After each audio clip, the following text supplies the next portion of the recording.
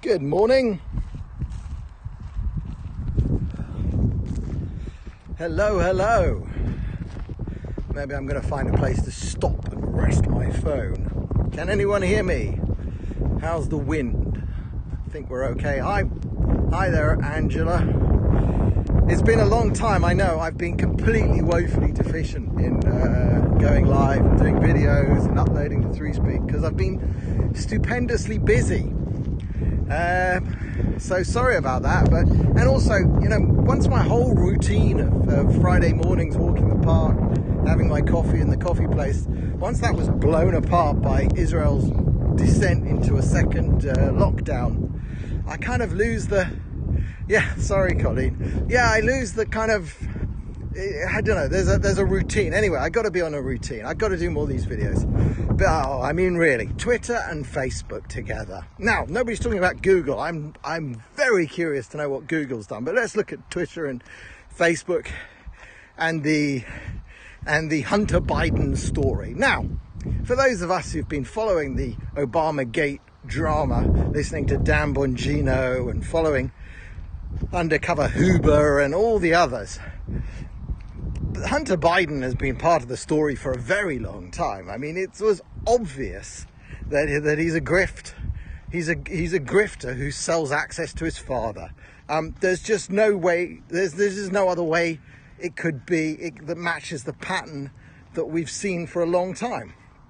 The fact that he would take an expensive MacBook Pro laptop to get repaired and then just leave it there, it's just indicative of the kind of guy who can pull in $85,000 a month from Burisma and have $1.5 billion handed to him for management from China.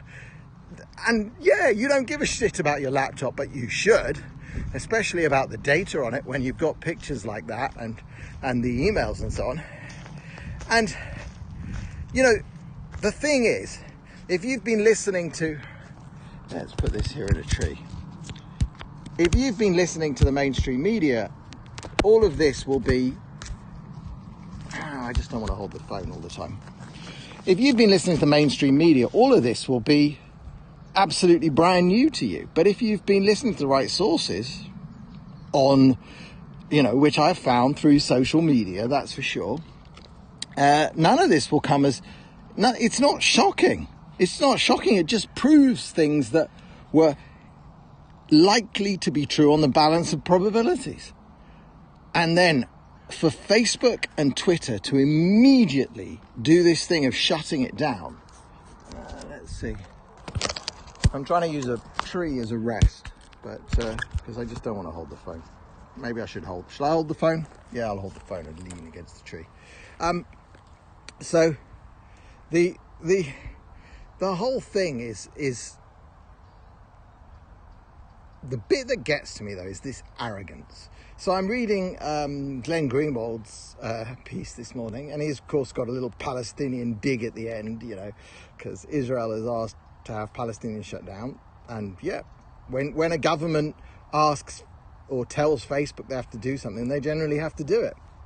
And I don't agree with broad censorship. I don't agree with government censorship. Sometimes there's reasons, if it's operational and stuff. But anyway, back to Glenn Greenwald. At the very start of his piece, he mentions that the New York Post was founded in 1801 by Alexander Hamilton. I mean, what gives this shitty little upstarts Facebook and Twitter that can barely make any money, and Facebook that just makes money no matter what it does, what gives them the right to decide that they should wait and fact check a 200 plus year old newspaper? Journalism. What it was handed to them on a silver platter, but this is the point. Here's what journalism should be, okay? Somebody walks into the newspaper with a terabyte hard drive and says, have a look at this. The journalism is to go through 1 terabyte of material and figure out what is newsworthy. Now, Glenn Greenwald, for example, he disagreed with the New York Post publishing the photographs from the laptop's hard drive. Now, I believe that they were absolutely correct to publish the photographs, because the photographs establish a much stronger case that the emails are real, because the photographs are something that would only exist on a personal device of Hunter Biden. So the photographs are absolutely necessary to establish the bona fides of the emails that contain the actual newsworthy information. Okay, we all knew he was a cocaine-fueled crack, whatever, meth. I don't care what drugs he was taking. We know that because he had a dishonorable discharge from the armed forces for drug use. So that's not news, but the photographs, journalistically important in establishing that the emails came from a device that really was his. So that's fantastic. They weren't hacked. You leave something in the repair guy can look through it. Listen, anybody who at this point takes a device to a repair, listen, if you've got a device and it's got bad stuff on it, photographs, whatever bad stuff you can imagine, and it breaks and the screen won't turn on, you cannot give it to a repair shop. Stick a hammer in it, throw it away, just bash it up. Just, sorry, you lost your $2,000, $3,000, $4,000. That's it. Because if you give a device whose screen won't turn on to a repair shop, the chances are that they'll get it working and they'll get all the data off it, because the data actually is the hardest thing to destroy.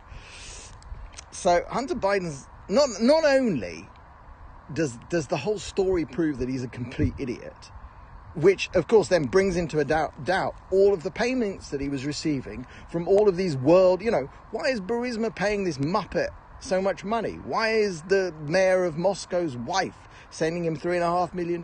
It's clearly not for his towering intellect. It's for access to his father. It's grift. You have to be absolutely wanting to be deceived. And then, so Twitter and Facebook wade into this by immediately censoring. Now, we all know that back to the history of journalism, the biggest journalistic stories all came from stolen stuff. We don't have to go back very far to Snowden or even to Trump's tax returns that the New York Times published just the other week. The recording of Melania that was absolutely fine to spread on Twitter and Facebook. I mean,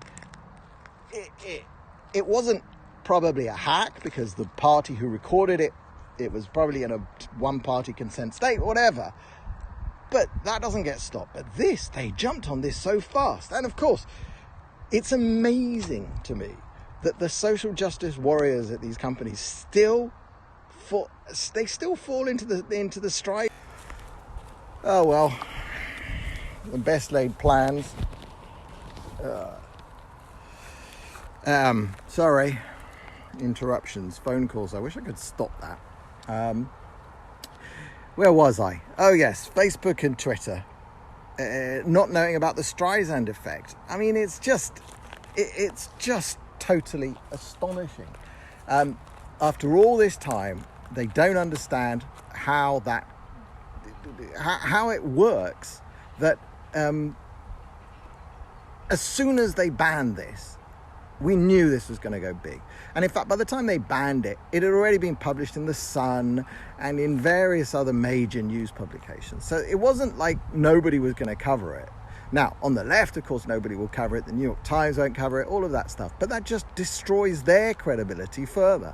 And for Facebook and Twitter to think that they're going to... And currently, in the current climate, with Section 230 under the spotlight, and it is specifically this that Section 230 was generated to give protection to these kinds of companies for decisions in what to take down. And they've pushed the line too far. And I suspect, but only if we have a Trump presidency that continues, that something will be done about Section 230. But it's complicated because the internet needs something like Section 230. I do, as a blog owner, I need the protection of not being liable for whatever comments are put underneath my blog posts, even if I remove some of them, but not all of them. That's the protection Section 230 is supposed to give. But what these guys have done is, whereas they were supposed to have permission to remove stuff that was lewd, lascivious, obscene, directly, not hurtful, but directly harming people, they were supposed to be able to do that. There was an or otherwise unacceptable. They just stuck too much in that category, and they came with their ridiculous terms and conditions. Now, to bring this round to why I've been so busy is that our court case in Australia is progressing. We put out an update on our Hive blog on peakd.com or hive.blog under the name JPB Liberty. You can find that, and it just lays out we're amending our documents. We put the case into the court. We had a brief preliminary hearing where we were given time to update some stuff and add more detail, especially around damages. And there's been, I don't even want to say it, but there's been some amazing cases in Australia that have gone our way. One of which was that Facebook is being sued by the Australian government.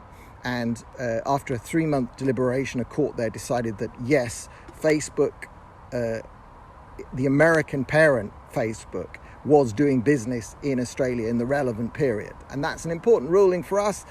We actually think we can make an even better job of establishing that they were doing business in Australia than the government did. But even without the extra stuff we will add, we've got a very good case for that. And so we don't think Google will even fight that point. Google are doing business in Australia, Google Inc., Google LLC or whatever, or Alphabet. So that's gone our way. And then there was another little case yesterday that we came across, which I won't go into details, but it pushes us again to look at the damages that we're claiming, and we might well be lowballing it. We might well, under Australian law, have a way to say you're not responsible just for the price drops that occurred and for some businesses that went out of business, but we might be able to hold you to account for where the market would be had you not done anything to destroy crypto. And the point is that our crypto case is a censorship case. It's not political censorship like this. It's not trying to swing an election, but it's commercial censorship. And in many ways, that's much more dangerous for these companies because it's so much more clear cut. There's no wrangling over the politics of which side they cut. They cut an entire industry. And for any of you who are wrapped up in the details of Epic versus Apple, for example, that case is going to revolve around markets and market theory and whether the market for apps, for the App Store, for Apple or the Google Play Store, whether those markets are interchangeable and whether in-app purchases constitutes a separate market from the App Store. Now, there's very complicated and difficult legal questions, and reasonable minds will differ, as Hogue Law always says. We don't have any of that because the market for crypto, the market for the mining equipment for crypto, it's just mining equipment for crypto. If you don't use it for mining Bitcoin, an ASIC miner, it's just a doorstop. Or a very expensive heater. It's got no other market. A hardware wallet for crypto, it's got no other market. Crypto exchanges, they just do crypto. So the markets are really clearly defined. We've got almost no difficulty in defining markets. And that, any lawyer who's done any antitrust anywhere around the world will tell you that defining your markets is one of the hardest parts and the most fought over. We don't have that. So we're in very good shape. We've got sort of more court action coming up towards the end of the month. We've got lots more documents to put in. And I can see the firm, there's such a clear line, there's such a clear joining structure between banning Alex Jones and Tommy Robinson and me from Facebook, or stopping the spread of an article that protects or supposes to protect the political candidate that your company wants to promote. Because, it's absolutely obvious. This was only done to protect Joe Biden from criticism. And of course, last night in his town hall, nobody asked him about Hunter Biden. How can that be? Trump got the same old tired questions that he's answered 1,000 times. So all you got is, I got nothing from watching Trump. Sure, Savannah Guthrie is a nasty little piece of work and interrupts, and she's pushing away at the same stuff that nobody's got decent answers, because fundamentally Trump is not being dishonest or deceitful, and whereas on Biden, he is dishonest and he is deceitful, but nobody's asking him the questions that he would really need to struggle over. Nobody asked him to condemn Antifa. Nobody asked him to condemn far-left violence that's been burning down cities. He doesn't have to do that. And specifically the Hunter Biden stuff. What was his role? Clearly, he knew what his son was doing. He there's no way he didn't. Anyway. Sorry about the interruption. I'm going to string all these two together and put them up on 3Speak. 3Speak, by the way, building some incredible stuff in the background to do with communities. And I think communities is the direction that Hive and 3Speak are going in and need to go in. And that's the counter to the Facebooks and the Twitters, is lots of smaller niche sites that take away from this one global social network that is just too dangerous for the world. As I've said many times, they're too much concentration of power, and it's not good. It either needs to be defanged by the regulators in the US, state control. I mean, I'd like to see conditions imposed upon it that its own staff revolt against, and then it destroys itself from within and collapses in a kind of MySpacey type of way. That's the future, I hope, for Facebook and to some extent Twitter. But I'd very, very much like, for our case in Australia, to be brought to win a hearing of liability and then to start pushing them with a damage claim that is actually existential to Facebook and even Google. And Twitter for sure. We're not even actually suing Twitter to start with. We'll add them later. But the point is, they were all complicit. Oh, and one of the things the judge asked us, he said, well, why don't you could have just advertised on Bing or WeChat or Snapchat or any of the others, because the judge actually knew of all of these things. And that prompted us to go and check. And when we did do the work, and we did go and check, it turns out, no, they all banned crypto. All of them. Every one of them. Facebook led the gang, and everybody else followed.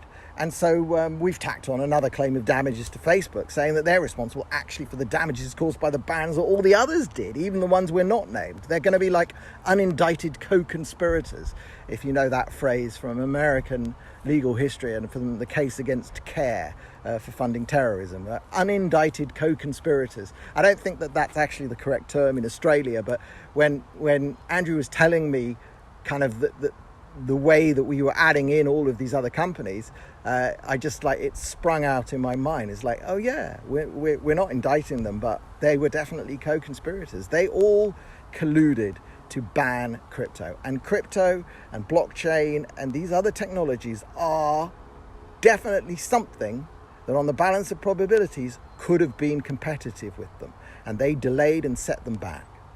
So we're going to take them to town for that. Anyway, thanks for watching.